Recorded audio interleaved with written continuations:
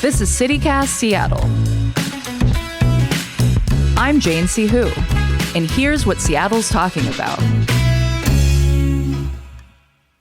Would you trust a male Instacart shopper? We'll discuss the phenomenon some customers have reported with men fulfilling their grocery orders and what might be at the root of that. Plus, we'll bring you our weekend recommendations, and for our CityCast Seattle neighbors, executive producer Ashley Smith chats with the CityCast Twin Cities team about their 2018 viral raccoon moment in our weekly bonus segment. But first, earlier this month, a King County Superior Court judge's ruling allows the first U.S. lawsuit suing big oil companies for wrongful death to move forward. Here to discuss, we have Marcus Harrison Green, founder of the South Seattle Emerald and Hinton Publishing and co-host of the podcast In the Meanwhile. Welcome to the show, Marcus. Great to be here, Jane. Good to see you. And Naomi Ishisaka, columnist at the Seattle Times, who is coming to us live from the Times building. Hi, great to be here. Thank you. A woman named Misty Leon filed a wrongful death suit against oil companies ExxonMobil, Chevron, BP, and Shell for their role in fueling climate change, which created the 2021 heat dome. Do you all remember that?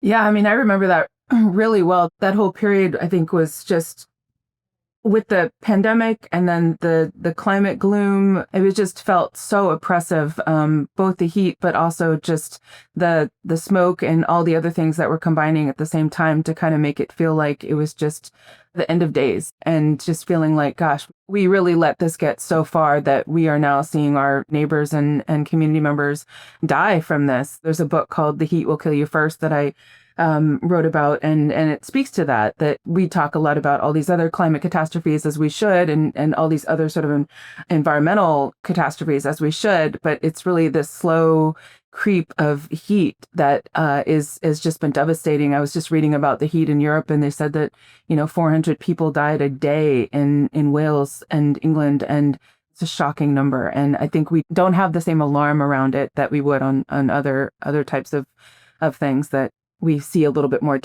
tangibly. Yeah, so this case alleges that the company's downplaying of climate change was a factor in Misty's mother's death. 65-year-old Julie Leon was driving the 100 miles between Ferndale, Washington to Seattle for a follow-up appointment for bariatric surgery she had a few weeks ago. And the AC in her car was broken, so she died of hyperthermia. I think we've all heard of hypothermia. Hyperthermia is your body temperature is simply too hot. So this is among around 24 suits brought nationally against fossil fuel companies. Some have been for fraud or deception to the general public about their role in climate change. Others for public nuisance for the company's pollution. Others are even for racketeering or antitrust lawsuits, alleging these companies colluded to jack up prices for customers. What do you all make of these suits? Are lawsuits a good way to hold companies accountable for their role in our changing climate?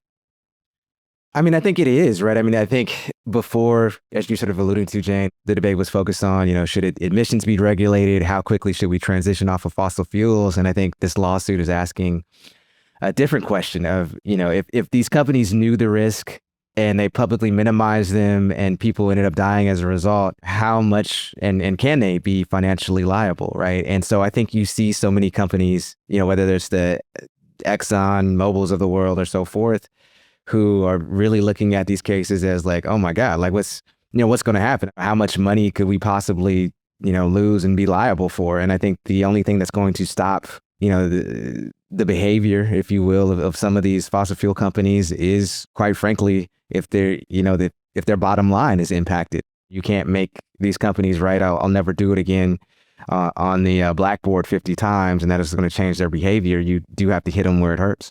I think it just speaks to the fact that people feel like they don't have a lot of other avenues to get any kind of accountability or change.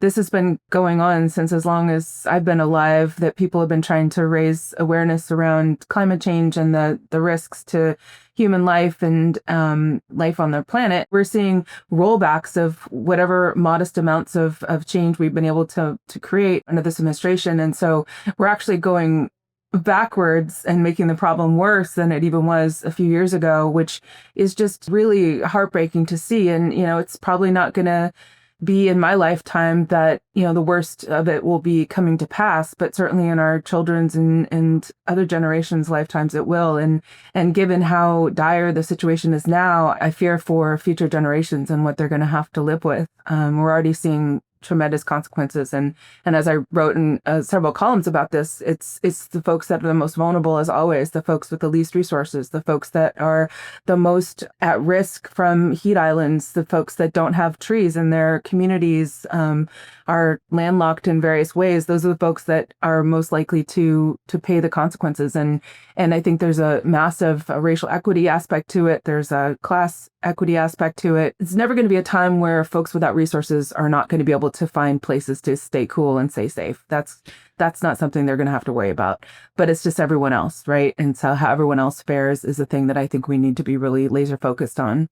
Yeah. What struck me about Julie Leon's story here is that the AC in her car was broken, which relatable when it's 106 outside and you're trying to drive an hour. That had profound consequences for her.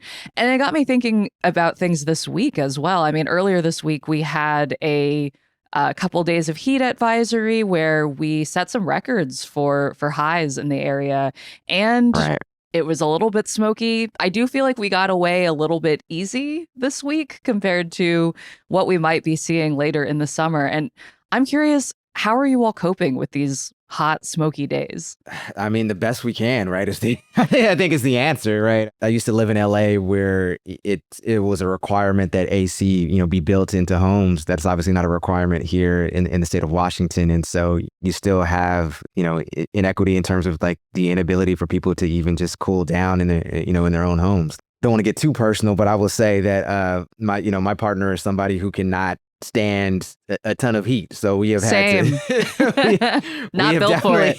Definitely invested in AC, and it has been beneficial in more ways than one. I'll just say that. My partner says I get mean when I'm too hot, so I completely relate to your partner. Naomi, how are you coping? Well, I mean, I've been fine. I have air conditioning in my house and we have air conditioning at work. I can go back and forth and be perfectly fine. But I think, something I think about a lot is that these kinds of heat and smoke events create this huge catch-22, right? It's too hot to keep the windows closed if you don't have air conditioning, but the air quality is too bad to keep the windows open, right? And as you said, we haven't gotten the worst of it here. We are still kind of in the moderate range, but there's nothing to stop us from seeing the kind of smoke consequences that we've had a couple years ago when we're surrounded by, fires in every direction. And then folks are in an impossible decision, right? Do we open the windows and get particle pollution in our lungs that can have long-term health consequences?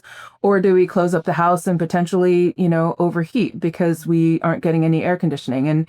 And they just recently passed a measure that would allow folks to put air conditioning in rental units, which is a great step forward. But again, you have to have the resources to do that. There's some programs that have been rolled out to help people subsidize the cost of the air conditioners, but I think there's far more demand than there is supply. So I think all those things need to be looked at so that people can actually, survive the coming years. Yeah, we talked about that a little earlier this week on the show, that the Washington legislature passed a law that essentially gives tenants the right to put in AC with, some rules of giving your landlord 2 days notice, I think is the biggest one. I mean, Naomi, one thing you said reminded me that I don't know about you all, but the smoke is just bumming me out. I feel like when I see the smoke roll in and like the sunlight looks wrong, like it's that kind of weird orangey golden color out, I just get sad. And I mean, do we have a word for that? I decided we should come up with a word for it. I think you're right, because we have seasonal affective disorder, but this is something else. It's like a feeling of ominousness that you just can't shake. It definitely looks like the dystopian, truly dystopian hellscape at times. I will say this: it's fortunate that, to your point, it wasn't as worse as it could have been. My cousin lives in Chicago. She literally had to walk out with a gas mask one day, in order to be protected on her way to her job at Lowe's. So there's no problem so bad. It can't be worse, I suppose. I think the thing about the smoke is it's so insidious, right? And it's not something that, it's not like walking into a fire. Like, you don't do that. That's dangerous, right? Right. But I think there's a lot of ambiguity and confusion about how dangerous is it, right? Some people have used the analogy of how many packs of cigarettes it could be if you're exposed to a certain amount of smoke. But I feel like this is such an emerging area of study that I don't think the public has a really clear understanding of how much risk they're undergoing. I saw pictures of folks in Minnesota, which were just inundated by smoke and fire, and they were going around without masks. And I think they probably just don't know, because this is all very new, that they're putting themselves at risk and all the different consequences that can come from exposure to this kind of particle pollution. Yeah, I wrote about this a couple years ago, and I think people really don't quite grasp yet the long-term health risks. Like the short-term risks are, if you have asthma, or even if you don't, you might feel slightly bad, get a little headachy, but we are just beginning to understand how this impacts health in the long term. And I think here on the West Coast, we have a little bit more, unfortunately, experience with this, where we kind of know, stay out of the smoke, especially if it's over 100 or 150 AQI outside. Wear a mask if you need to. But I think a lot of other folks in the country are just starting to experience this and are probably in that state that we were in maybe 10 years ago, where we're like, it's probably fine to still play soccer outside, right? Well, in the meantime, this lawsuit is likely going to move forward. According to reporting from Atmos, there is an appeal in a case in Boulder, Colorado, where Suncor and ExxonMobil are appealing it for Boulder suing them. So Boulder had sued them for their actions intensifying climate change. And that case is actually going to go to the Supreme Court this fall. And that could have bearing on all of the other cases, including the one in King County, for setting precedent for how this evolves. But in any case, I think it's opened a whole conversation. And we'll leave it there for now. Let's move on. When we come back, we're going to talk about one of Naomi's most recent pieces about the male Instacart shopper.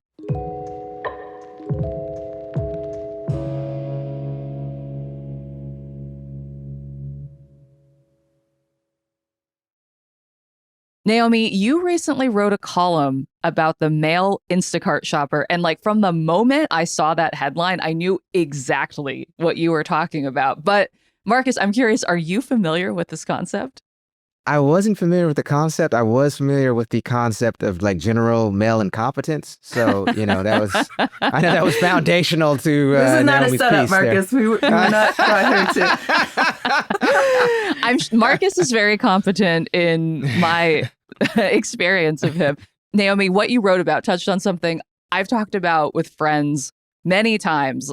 Most notably, pretty recently, a friend of mine was texting us as she was saying that male Instacart shopper could not find her apartment, even though other shoppers, all women, had never had an issue.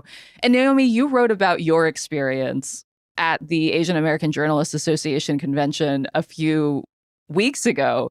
Tell us what happened, because I think it's a good example of this phenomenon that you're trying to highlight. Yeah, I was actually staffing our Seattle Times booth at the convention, and we always try to have a really large number of Asian snacks for our folks that come to the booth. And we're kind of famous for having some of the best snack game, I will just say, in the business. So we choose them really carefully. So I found a local company that stocked the kind of snacks that we were looking for, nothing extreme like Pocky, High C, things like that. I purchased a whole bunch of them because we see lots and lots of people at this booth.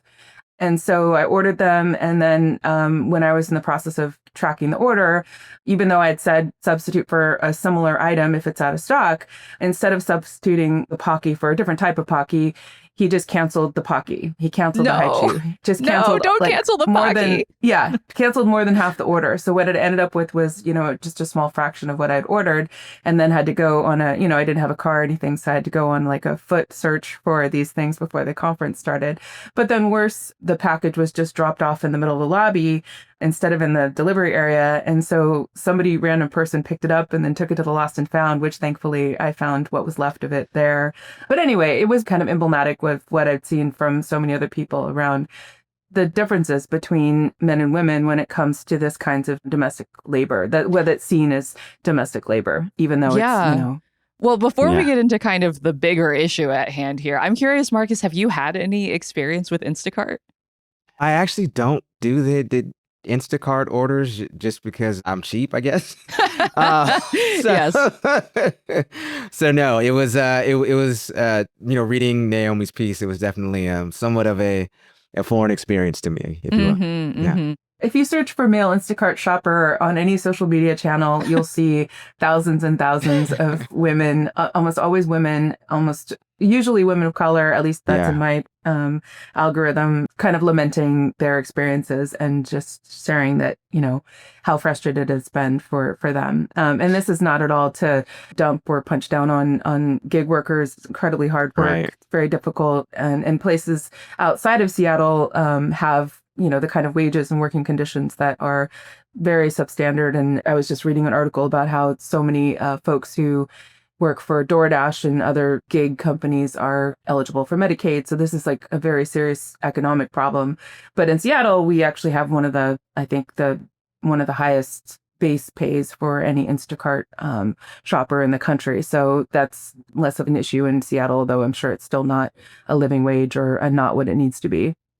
100%. Yeah. And I mean, I also feel for a gig worker who is trying to make these decisions really quickly, trying to eye the shelves and figure out if they have what it is that you're asking for. And yet we've still kind of seen this gendered difference sometimes in how likely the shopper is to actually find that item or to use their sense about what would be an appropriate substitution or grounds for cancellation if you really can't find a reasonable substitution. And Naomi, you write that this feels like part of a bigger issue. And I'm wondering if you can say a little about that. And that's really what the point of the article was. And I got absolutely inundated with hate mail and angry men who were hoping that I would get fired. I think it just speaks to the fact that this is something that isn't really talked about very much and isn't discussed very much, even though, the positive comments I did get were from women who were like, this totally resonates with my experience. Thank you for saying it. But the vast majority were men who were angry that I had the audacity to talk about this. And, I'm queer, so I feel like in some ways I'm just kind of, an outsider looking in at this phenomenon. But that said, I mean, these dynamics are very real, even in situations where, men think that they're pulling half the weight. Statistically, they're not. And the research shows that they're not. One of the fascinating little details I found in my research on this is that, even when men have zero earnings in a relationship or a couple, most of their free time goes to leisure activities rather than household chores. So they still don't have time for the things that their partner is dedicating way more than half of their time to. And so you're finding over and over that, women are spending 2 times more time doing household labor than men are. And I would imagine that disparity plays out in the skill that men have in doing this kind of labor at home, and then their skill in being able to do it outside of the home as well. I got to say, it was so unfortunate, Naomi, but not surprising of what you're saying about, just sort of the inundation of the male fragility, if you will. My phrase, not yours, that that came into your inbox. I mean, I just think for me reading those stats, I mean, it made me be self-reflective, quite frankly, right? I mean, my partner works for the city of Seattle, and I'm, obviously a freelance journalist, and so, I don't have to work as often as she does, and it made me realize kind of like, what am I doing, in terms of, we had a talk, actually maybe a couple months ago about, no, let's go ahead and keep score, meaning what it is you do at the house and what it is I do at the house, so that we can see exactly what we do. And unsurprisingly, I'm being vulnerable with the audience. I was not pulling as much weight as I thought that I was in the house. So, I would caution anybody before they send an email to Naomi to really, check what you are doing or not doing at your own home. Instead, send an email to Marcus and ask, what chores did you do this week? No, but I mean, Marcus, I think accountability buddy. I think you're speaking to a very real thing, which is that I think a lot of men who are trying to pull their weight in the house and feel like they are sometimes it's still not an equal distribution of labor there. Well, one, I just thank you, Marcus, for saying that so much. Because when I write these things about gender, my deepest hope is that men will have exactly the reaction you did, which is to be self-reflective. Just like if I'm getting called out on something that I might have a gap in my knowledge around, I would like to have that opportunity to be self-reflective rather than just reflexively defensive, right? And that was really my hope. I hope there are more people out there who maybe were quietly self-reflecting. That was not what my inbox reflected, but it's the silent majority. The silent majority so. now. That's always what I tell myself. Yes. But I do think, one of the things I think people often say is, well, men make more money. They're more the primary breadwinners. And so it makes sense that women would take on more of these roles. And I think it's really important to point out that even if women and men have the same level of job in the same amount of time that they're at that job, women still do the disproportionate amount of all the household labor. And I think it's also important to point out, too, that there is a phenomenon where I called it comparative advantage, but I called it weaponizing competence, which is when you become good at something and then people just say, well, oh, I'm just not as good at doing laundry as you are. I just can't keep track of these things as well as you can. I'm just not good at keeping tabs of what we need to have in the house. So, it's better for you to do it, right? And that's obviously very convenient, but I think it needs to be called out as well, right? Because just because you are studied at not being good at something doesn't mean that's something you should continue to be doing for the rest of your life. That's when you say, babe, I believe in you and how smart and competent you are. I believe you could learn. That's right. And you could be so good. I've heard to many. Yeah, I was going to say I've heard that said to me many times over the last month. So anyway. I think it is difficult to really unspool all of this in this segment. But at a minimum, I hope, Naomi, you stop getting those emails and that a few folks, think a little bit about what their role is in the home. All right, let's take a break. And when we come back, we're going to talk about our weekend recommendations.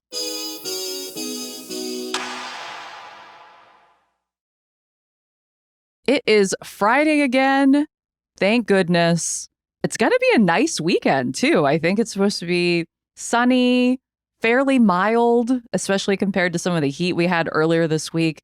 And Naomi, Marcus, I want to know, what are you all up to this weekend? Yeah, I'm going to go do some island life for the weekend. So I'm going to Vashon Island. So I'm going to go to Vashon with some of the islanders, head out to Island Queen, which is a wonderful old school Dairy Queen that they just had to change the name, Love but that it's place. the same menu. It is. That place is great, yeah. And I believe that they're having a Vashon farmers market out there too. So just going to enjoy soaking a little bit of sun. Uber white liberals, I guess, over there in Vashon. So I'll try to put up with them. But other than that, it should be a good time. Anyway. Amazing. I do always love my time on Vashon. It's such a beautiful space and just like very cozy. What about you, Naomi? What are you up to this weekend? I wish I had a plan buttoned up as well as Marcus does. That sounds lovely. But I will say I did see Hell's Kitchen on Tuesday and it was wonderful. So that's going to be playing through the weekend if folks get a chance to catch it. It's a musical about Alicia Keys' life, beautifully done. Lots of great music. It's at the Paramount. We had a fantastic time at Hell's Kitchen and the prices are pretty reasonable if you want to sit in the very, very last row like we did. So, Amazing. Okay. And being inside on a hot day, sometimes kind of nice. Yep. If you want to do the opposite and kind of be outside on a hot day, I have a few recommendations for you. One is that Easy Pace Brewing in Green Lake just opened. So that was a corner that's right across from the park, kind of at that terrible 5-way intersection or very close to it.